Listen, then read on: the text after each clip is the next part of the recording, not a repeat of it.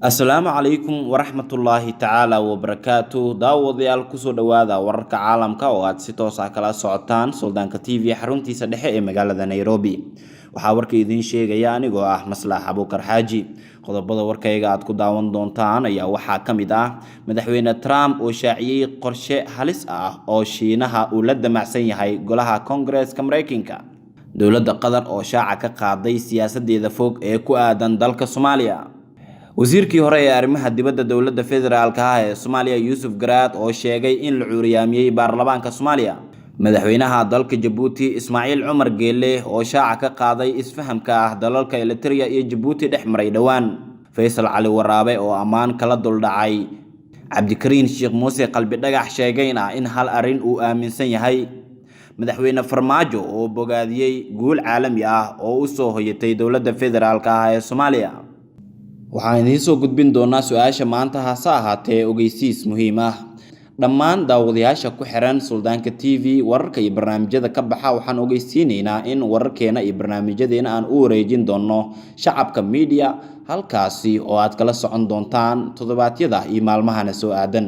waxaad nagala socotaan shacabka media oo ah warbaahin markaasi aad si toos ah kala socon kartaan wararka iyo barnaamijyada caalamka iyadoona daawadayaasheena haatan ugu soo xirmay aan ka codsanayno in subscribe ay noo saaraan. sidoo kalena waxaan halkan idinkugu soo gudbin doonaa barnaamijyo iyo warar kala duwan oo aad u xiiso badan gaar ahaan kuwii ugu dambeeyay caalamka.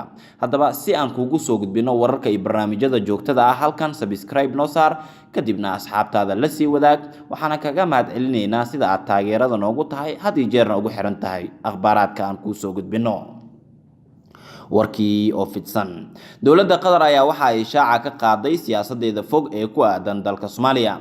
dowladda Qatar ayaa shaaca ka qaaday in muddo kooban gudaheed ay kaalin mug weyn ka qaadan doonto nabadeynta Soomaaliya iyo dib in loo fariisiyo siyaasadda Soomaaliya.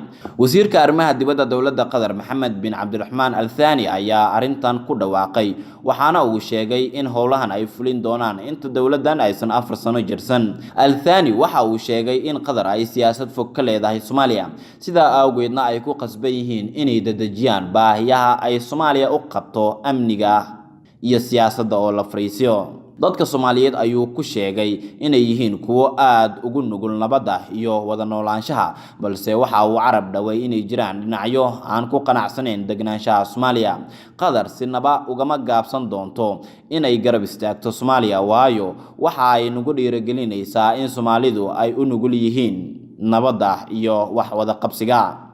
waxa uu Al Thani sheegay in Soomaaliya ay saldhig u noqon doonto dowladaha Carbeed isagoo sababta ku sheegay in muddo kooban ay ku jirtay tallaabo dheer. rajada aan Soomaaliya ka qabno waa mid fog waxaana u rajaynaynaa in saldhig ay u noqoto wadamada muslimka ah waayo adduunka waxa uu isha ku hayaa Soomaaliya oo ka soo bogsanaysa burburkii gaaray.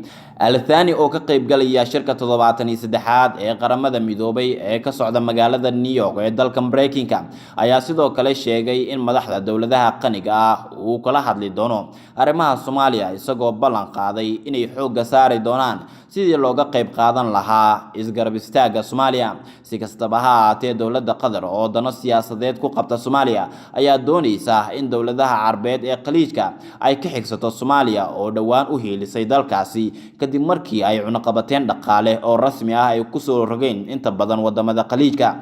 tan iyo markii dowladda Soomaaliya ay u heelisay Qatar waxa ay isku dayaysaa Qatar inay soo dhaweysato Soomaaliya ayna ka dhigto walaal rasmi ah oo uga dhow dalalka kale ee Carbeed.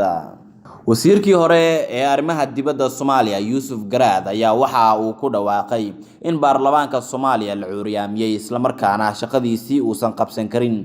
wasiirkii hore ee arrimaha dibadda Yuusuf Garaad Cumar ayaa baaq u diray golaha shacabka Soomaaliya isagoo shaaca ka qaaday in laga marin habaabiyay howlahoodii gaarka ahaa. Yuusuf Garaad waxa uu sheegay in xoogaga isku haya siyaasadda Soomaaliya ay keentay in xildhibaanada ku adkaato inay aragtidooda dhiibtaan. ma uusan shaacin waxa ay yihiin xoogagaasi balse waxaa loo qaatay dowladda iyo mucaaradka. qoraalka uu maanta soo dhigay bartiisa Twitter-ka ayuu ku yiri xildhibaanka waxaa ku waajib ah in arin kasta oo la hor keeno baarlamaanka uu ra'yi ama haddii ay gaarto uu cod ka dhiibto. ma ahan in baarlamaanka la cuuriyaamiyo si looga manaafacaado laba dhinac oo isdiidan. qoraalka Yuusuf Garaad ayaa kusoo beegmaya xilli ay doodo iska soo horjeeda ay baarlamaanka ka jeediyeen xildhibaanada mucaaradka ah iyo kuwa taageersan dowladda. sidoo kale waxay shacabka aad u dhaliileen doodii uu amniga ka yeeshay baarlamaanka oo u muuqatay mid siyaasadeysan taa oo dowladda si aad ah loogu garaacay ama looga soo horjeestay. madaxweynaha dalka Djibouti Ismaaciil Cumar Geele ayaa shaaca ka qaaday isfahanka dalalka Djibouti iyo Eritrea dhawaan ay gaareen. madaxweynaha dalka Djibouti Ismaaciil Cumar Geele ayaa sheegay in Djibouti iyo Eritrea ay gaareen isfaham guud oo lagu dejinayo xaaladii adkeyd ee labada wadan u dhaxaysay muddo aad u dheer. madaxweyne Geele oo u waramay wargeyska Al-Sharqul Awsad ee dalka Sacuudiga ka soo baxa ayaa waxa uu sheegay in uu isfahamka labadan wadan ka shaqeeyay boqorka Sacuudiga Boqor Salmaan bin Cabdulaziz oo uu sheegay inuu sidoo kale sabab u ahaa heshiiska Ethiopia iyo Eritrea. waanu soo dhaweynaynaa heshiiska oo bilow u noqonaya aas-aaska isfaham iyo nabad waarta oo labada wadan ka dhex dhalata oo bogi colaada ee labada wadan bedela. waanu taageersanahay waanan bogaadinaynaa bilowga uu sameeyay Boqor Salmaan bin Cabdulaziz ayuu yiri madaxweyne Geele oo arintaasi ka hadlayay. waxaanu sidoo kale qirsanahay in dadaalkan deeqsinimada leh ee Sacuudi Carabiya aanu ahayn oo kaliya balanqaad uu ku caawinayo nabadda iyo degnaanshaha geeska Afrika laakiin uu sababay in nabad waarta laga dhex dhaliyo wadamada Ethiopia iyo Eritrea oo si caalami ah faa'iido u leh taas oo xaqiijinaysa in boqortooyada Sacuudiga ka mid tahay tiirarka nabadda ammaanka iyo degnaanshaha gobolka iyo dunidaba. mar la weydiiyay mustaqbalka xiriirka Djibouti iyo Eritrea wuxuu yiri xiriirka labada wadan wuxuu xumaa 10 sano ee ugu dambeeyay laakiin hadda waxaanu galnay wanaajinta xiriirka oo ah wajiga koobaad oo aanu uga mahadcelinayno Sacuudiga iyo dalalka kale ee gobolka. madaxweyne Geele waxa uu sheegay in labada dal oo heshiis gaara ay wax badan ka tarayso degnaanshaha gobolka waxaana uu yiri in wanaag lagu shaqeeyo iyo rabitaan dhab ahi si loo gaaro heshiis lagu dejiyo is-afgaran waaga u dhaxeeya labada dal. wuxuu jidka u xaari doonaa nabadgelyo ballaaran degnaansho labada wadan iyo gobolka ahi. Djibouti iyo Eritrea in muddo ahba waxa ay ku muransanayeen muran xuduudeed u dhaxeeyay labada dal taa oo keentay in labada dal ay ku dagaalamaan halkaasi isla markaana ay kala qabsadaan maxaabiis iyadoona la rajeynayo in si rasmi ah maxaabiis iyo hantida maguuraanta ah dib la isugu celiyo labada dhinac.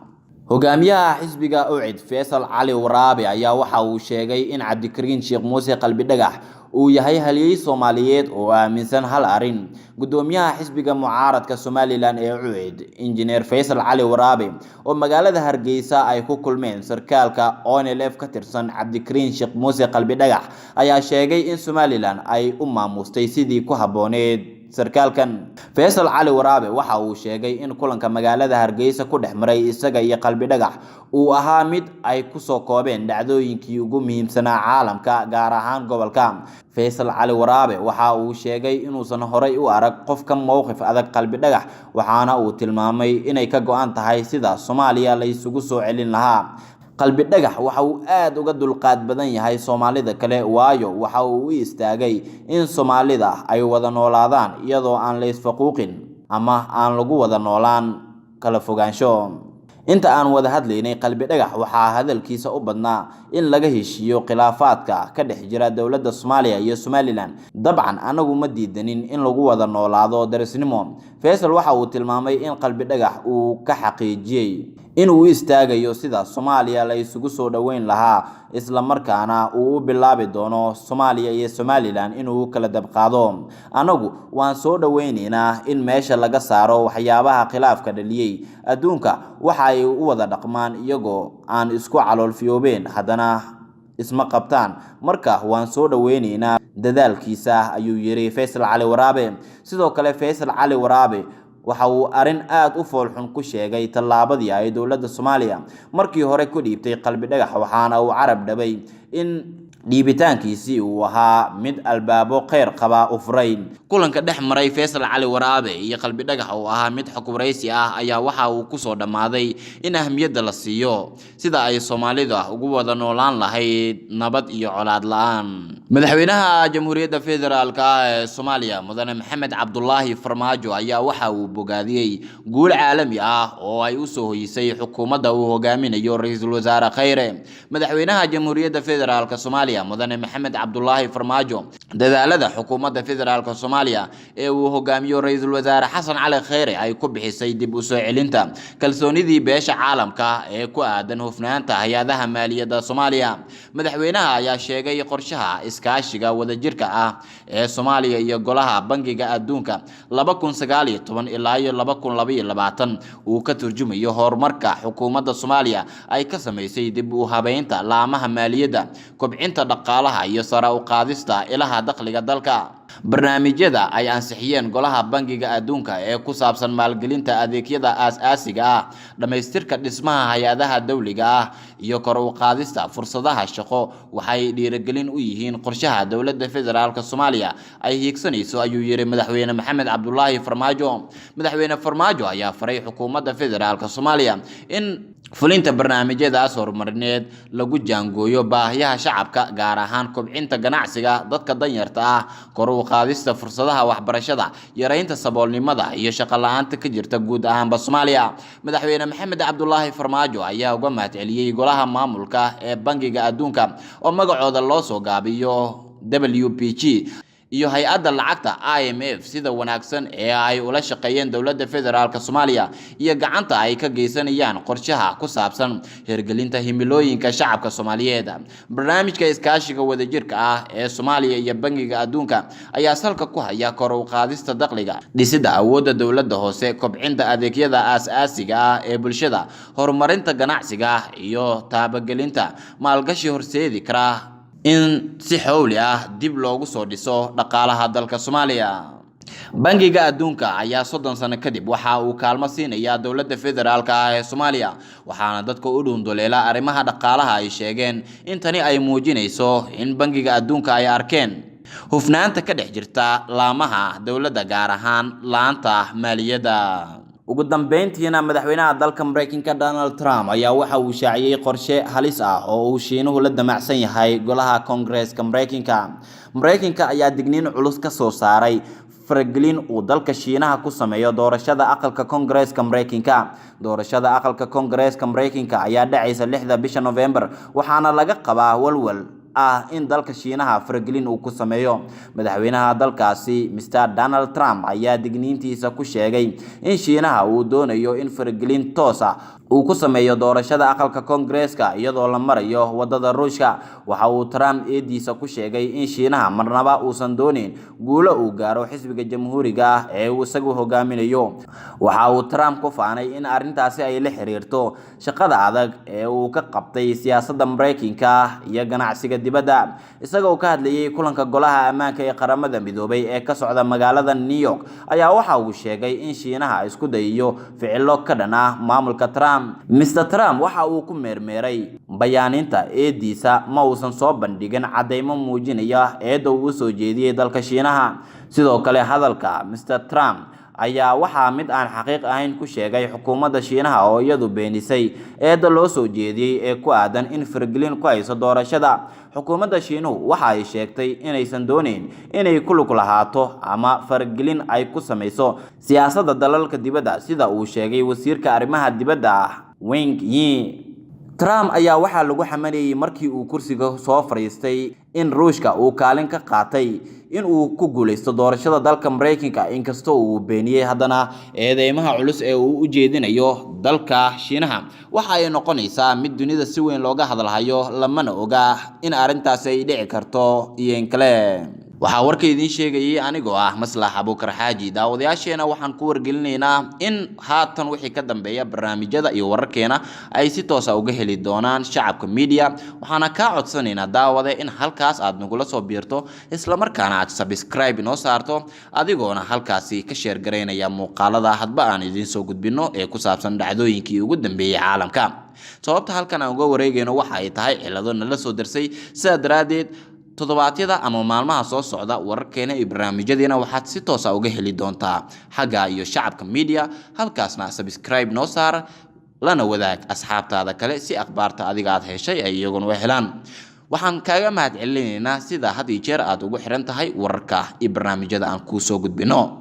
markana su'aasheena maanta inta aan u gudagelin su'aasheena maanta haddii aan dib u eegno su'aashii shalay aan idiin soo gudbinay iyo daawadayaasha fikradahooda saliimka ah ka dhiibtay. waxaan leeyahay dhalinyarada Soomaaliya oo dowlad ah, Soomaaliya oo dabaabaad leh, Soomaaliya oo diyaarado leh, Soomaaliya oo maraakiib leh, Soomaaliya oo askar leh, Soomaaliya oo wax walba leh. inta badan ma soo gaarin, 80% ma soo gaarin. dhalinyaradu waa dadkii markaas wax yaryar iyo ahaa iyo wixii dhashay kadib. dadkii waqtigaas quruxda badan soo gaaray waa dadka warloorka ah, waa dadka dhibka ah, waa dadka qaylinahaya, waa dadka aan dowladda rabin, waa dadka lugaha ku dhagan dowladda. marka waxaan ku baraarujin lahaa oo dhalinyarada u sheegi lahaa, dhalinyaroy doorkiinii baa maanta taagan, kaca meesha ka kaca. odayaashan shadaadiinta iska afduuba oo iska xira, iskaashada. cilmigiina waxbaad barateen, dibad baad ku barateen oo dalkaad ku barateen. odayaashan kii wax bartay oo iskuulba tegay bilaash buu ku dhigan jiray. hal iskuul oo lacag laga qaadi jiray ma jiro taariikhdii markii la fiiriyey.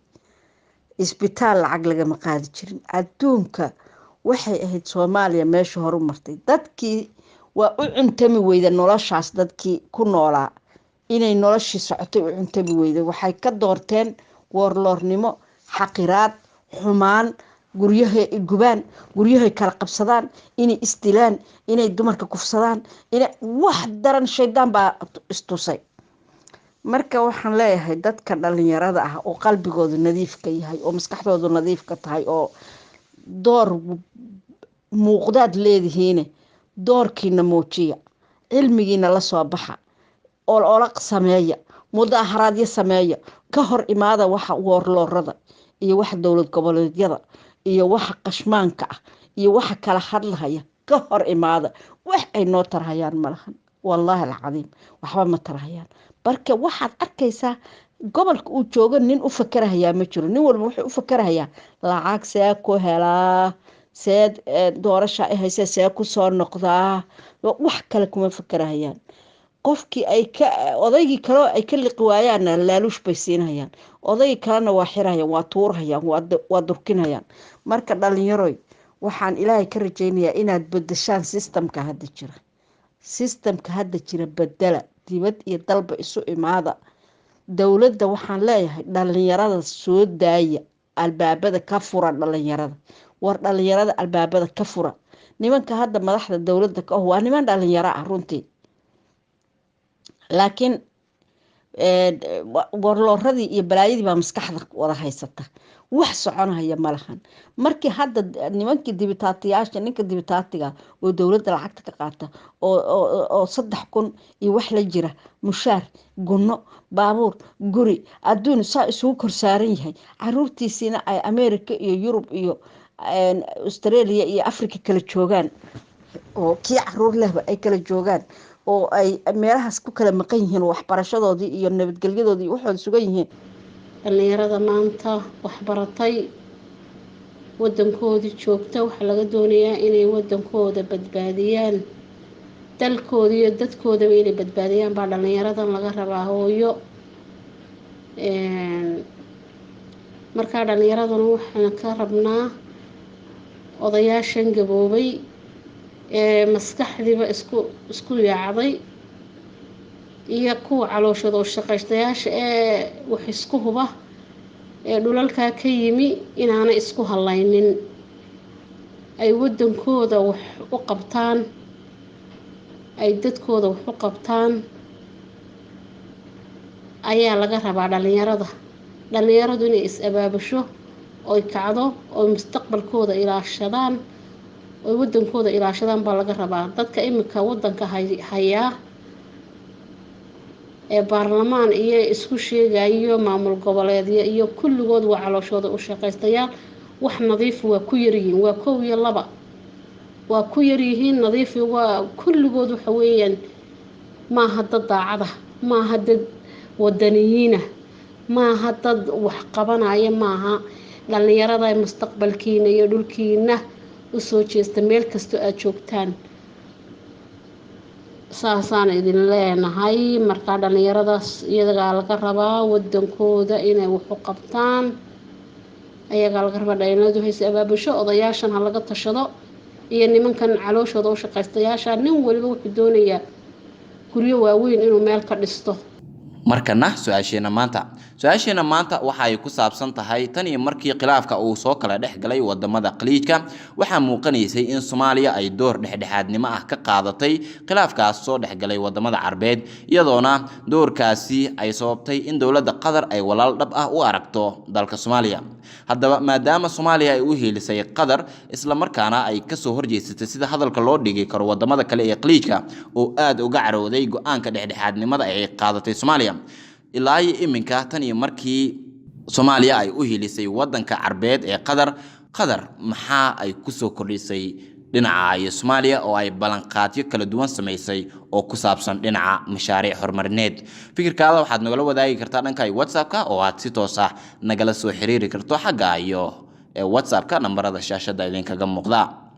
daawadayaasha sida tooska ugu xiran Suldaanka TV waxaan u sheegaynaa in wararkeena iyo barnaamijyadeena haatan wixii ka dambeeya ay ka heli karaan xagga iyo shacabka media oo aan u wareejin doono sababo la xiriira cilado nala soo darsay awgeed. sidaa daraadeed xaggaasi nagula soo biir oo saar subscribe isla markaana la wadaag asxaabtaada kale si akhbaarta adiga ku soo gaartay iyaguna ay u gaarto.